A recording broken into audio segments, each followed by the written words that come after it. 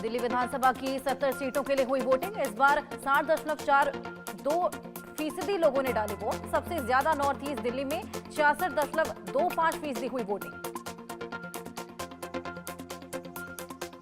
BJP सांसद मनोज तिवारी के संसदीय क्षेत्र साउथ ईस्ट दिल्ली में सबसे कम 54.58% हुआ मतदान।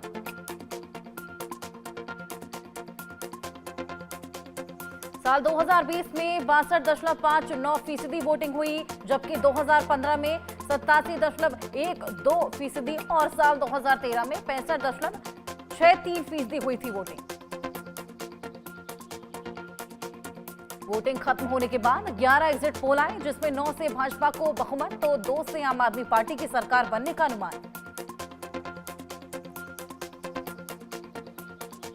एग्जिट पोल के पोल ऑफ पोल्स में बीजेपी को 38 से 44, आप को 25 से 30 और कांग्रेस को 1 से 3 सीट मिलने का अनुमान।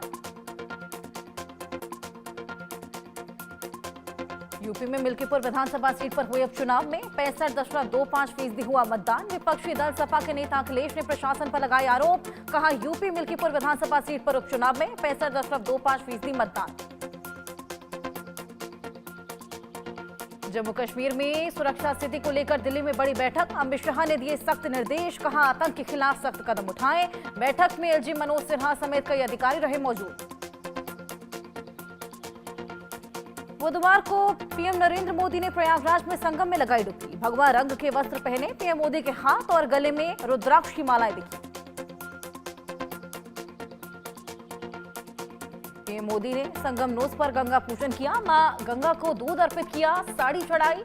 महाकुंभ स्नान के लिए सीएम योगी पीएम मोदी के जेटी के साथ संगम नोस ले गए।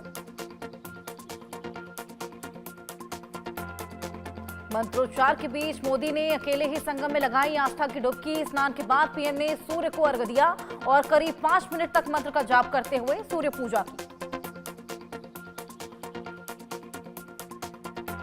संगम स्नान के बाद पीएम मोदी ने सोशल मीडिया पर लिखा, महाकुंभ में आज पवित्र संगम में डुबकी लगाकर मैं करोड़ों लोगों की तरह धन्य हुआ। मां गंगा सभी को असीम शांति, बुद्धि, सौहार्द और अच्छा स्वास्थ्य दे।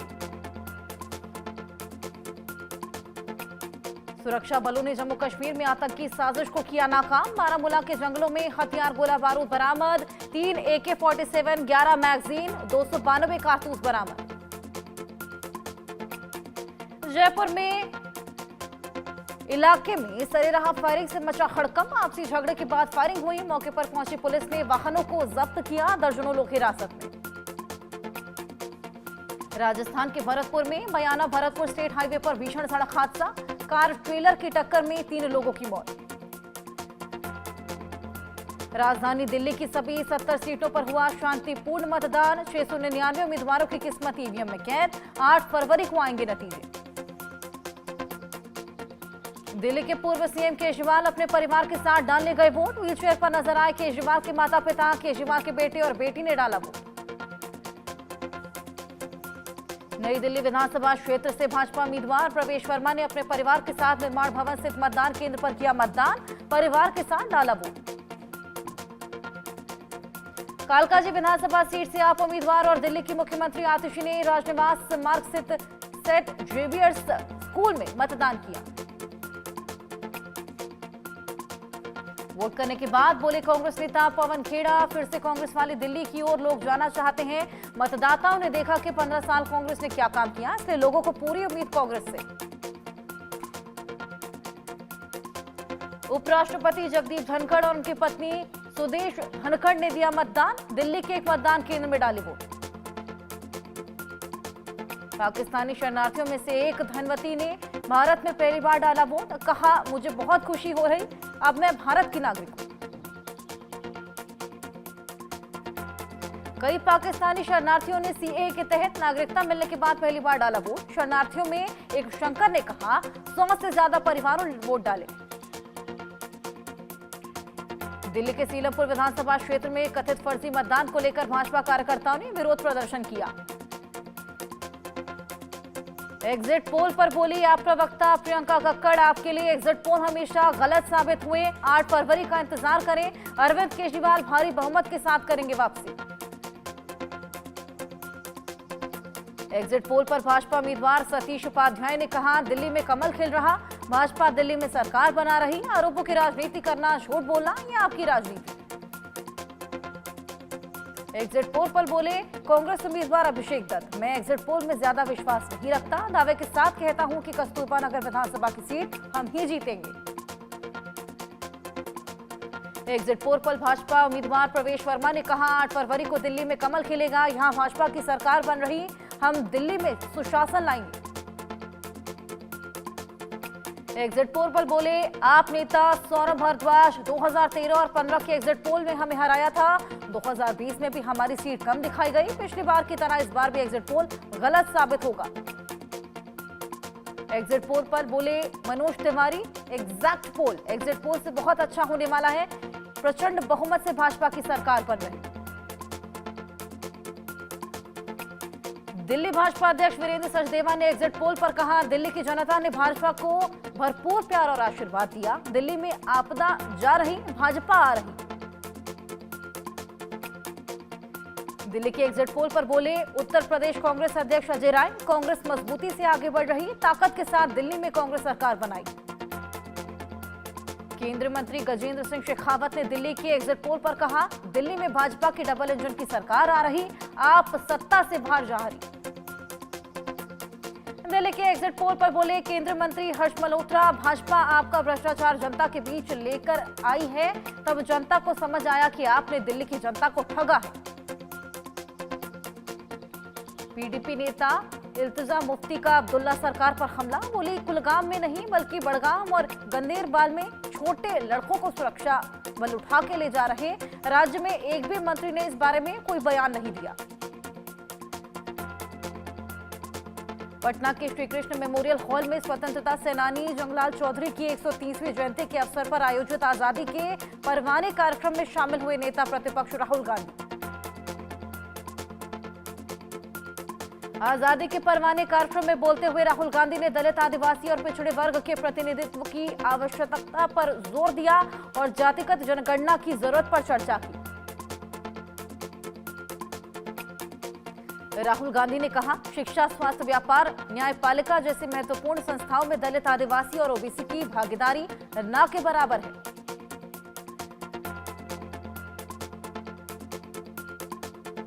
राहुल गांधी ने जातीय जनगणना की जरूरत पर जोर देते हुए कहा कि इससे अलग अलग समुदाय की वास्तविक संख्या और उनकी भागीदारी का पता चलेगा, जिससे संसाधनों का उचित बंटवारा सुनिश्चित किया जा सकेगा। राहुल ने कहा, वे ऐसा दिन देखना चाहते हैं जब भारत की शीर्ष संस्थाओं में नेतृत्व के पदों पर दलित, पिछड़े और आदिवासी समुदाय के लोग हों और देश की शीर्ष 10 कंपनियों के मालिक इन वर्गों में से हैं।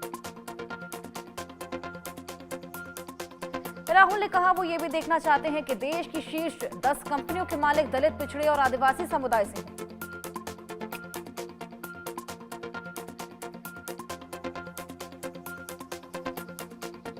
मोदी सरकार पर तंज कसते हुए राहुल ने कहा, अपने दलित, पिछड़े और आदिवासी समुदाय से मंत्री तो जरूर बनाए, लेकिन इनके ओएसडी आरएसएस से हैं, सवाल तो यही नियंत्रण और भागीदारी का है।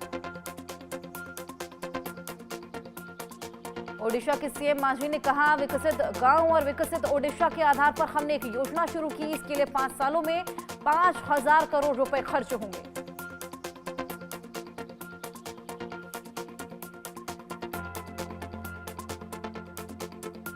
हरियाणा में ट्रिपल इंजन की सरकार बनाने की कवायद में जुटी बीजेपी, प्रदेश अध्यक्ष मोहन लाल बड़ौली ने कहा, प्रदेश में डबल इंजन की सरकार, तो अगर यहां ट्रिपल इंजन की सरकार होगी तो यहां 3 गुना तेज गति में काम होगा। हरियाणा प्रभारी सतीश पुनिया ने कहा, हम ट्रिपल इंजन की सरकार बनाने के इच्छुक दावेदारों से आवेदन लेंगे और हम ये चुनाव भी अच्छे से जीतेंगे। स्थानीय निकाय चुनाव पर बोले सीएम नायब सैनी, ये चुनाव बहुत महत्वपूर्ण, इच्छुक एक भी कार्यकर्ता छूटना नहीं चाहिए। विचार करने के बाद पार्टी तय करेगा कि हमारा कौन कार्यकर्ता चुनाव लड़ेगा। एमपी के श्योपुर में कुनो नेशनल पार्क का सीएम मोहन यादव ने दौरा किया। 2 मादा चीता, आशा और वीरा को खुले जंगल में एक बड़े बाड़े में छोड़ा।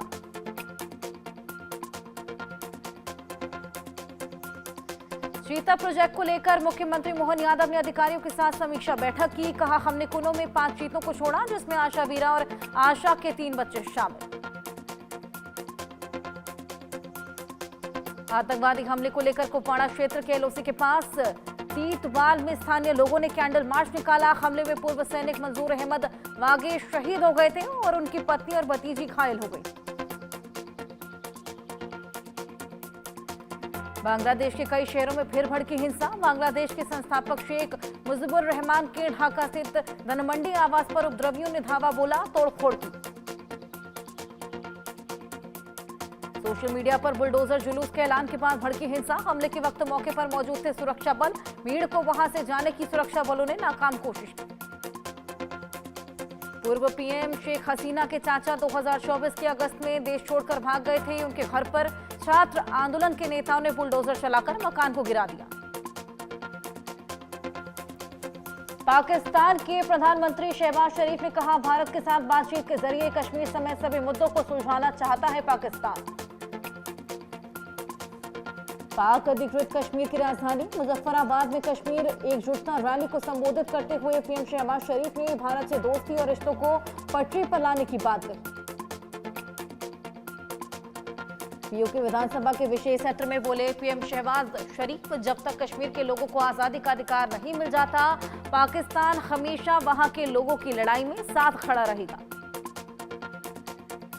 अमेरिका ने 104 अवैध प्रवासी भारतीयों को जबरन किया गिरफ्तार। अमेरिकी एयरफोर्स के विमान C-17 ग्लोब मास्टर से अमृतसर एयरफोर्स के एयरबेस पर प्रवासी भारतीयों को उतारा। 104 अवैध प्रवासी भारतीयों में पंजाब के 30, हरियाणा के 33, गुजरात के 33 लोग शामिल थे। इनमें 8 से 10 बच्चे भी शामिल थे। अमृतसर एयरपोर्ट पर अमेरिका से जबरन लाए गए भारतीयों की इमिग्रेशन और कस्टम क्लियरेंस के बाद अमेरिकी अधिकारियों ने इन्हें पंजाब पुलिस को सौंपा और इसके बाद यूएस एयरफोर्स विमान वापस लौट गया। अमेरिकी इमिग्रेशन एंड कस्टम एनफोर्समेंट की माने तो 19,000 अवैध प्रवासी भारतीय रिपोर्ट होंगे। गौरतलब है कि ट्रंप ने यह कार्रवाई जबकि तब पीएम मोदी 12 फरवरी को 2 दिन की यात्रा पर अमेरिका जाने वाले। अमृतसर एयरपोर्ट पर पंजाब के एनआरआई मामलों के मंत्री कुलदीप धालीवाल ने पंजाब के डिपोर्ट लोगों से मुलाकात की। उन्होंने कहा, पीएम मोदी कहते हैं कि डोनाल्ड ट्रंप उनके दोस्त हैं, वहीं ट्रंप से मिलकर इसका हल निकालें। यूक्रेनी राष्ट्रपति व्लादिमीर ज़ेलेंस्की का बड़ा बयान। कहा, वो युद्ध खत्म करने के लिए रूसी राष्ट्रपति व्लादिमीर पुतिन के साथ बातचीत करने को तैयार। ज़ेलेंस्की ने कहा, रूस से युद्ध में अब तक 45,100 यूक्रेनी सैनिक मारे गए, जबकि तकरीबन 4 लाख सैनिक घायल हुए। अब बातचीत एकमात्र तरीका है जिससे यूक्रेन में शांति आ सके। ज़ेलेंस्की ने कहा, अगर हम डायलॉग की तरफ बढ़ते हैं तो इससे अमेरिका, यूरोप, यूक्रेन और रूस का शामिल होना जरूरी है। हम यूक्रेन की जमीन पर रूस के किसी भी कब्जे की मान्यता नहीं देंगे। स्पेन की सरकार ने काम के घंटों में कटौती का फैसला लिया। कर्मचारियों के हफ्ते में काम के घंटों में कटौती की जाएगी। श्रम मंत्री योलांडा डियाज ने इस प्रस्ताव को पेश किया। स्पेन की सरकार ने हर हफ्ते काम के घंटों को 40 से घटाकर 47 घंटे करने का फैसला लिया। कैबिनेट ने प्रस्ताव को मंजूरी दी। अब इसे संसद में पेश किया जाएगा। इस्माइली मुसलमानों के धार्मिक और आध्यात्मिक नेता आगा खान का 88 साल की उम्र में पुर्तगाल में निधन। आगा खान के 3 बेटे और 1 बेटी। अमेरिकी राष्ट्रपति डोनाल्ड ट्रंप ने अपने सलाहकारों को निर्देश दिए, अगर ईरान उनकी हत्या करता है तो उस पूरे तरह नष्ट कर दिया जाए। ईरान पर दबाव डालने से जुड़े आदेश ट्रंप ने दिया साइन। ट्रंप ने कार्यकारी आदेशों पर हस्ताक्षर कर ईरान के खिलाफ अधिकतम दबाव अभियान को फिर लागू किया। अमेरिकी ट्रेजरी विभाग को ईरान पर सख्त आर्थिक प्रतिबंध लगाने के निर्देश दिए। इजरायल के प्रधानमंत्री बेंजामिन नेतन्याहू और राष्ट्रपति डोनाल्ड ट्रंप ने ज्वाइंट प्रेस कॉन्फ्रेंस की। गाजा का विकास अमेरिका के हाथों में है, तभी हो सकता है गाजा का विकास, ट्रंप ने दिया बयान। ट्रंप ने सुझाव दिया कि जॉर्डन और मिस्र इन फिलिस्तीनियों को अपने यहां शरण दें, जिसके बाद गाजा को कब्जे में लेकर अमेरिका रीडेवलप करेगा। नेतन्याहू ने ट्रंप के प्लान को सपोर्ट किया, कहा यह प्लान इतिहास बदल सकता है। इजरायल की गाजा में बड़े मकसदों में एक बंधकों को आजाद कराना, हमास की सैन्य ताकत का पूरी तरह खात्मा करना होगा।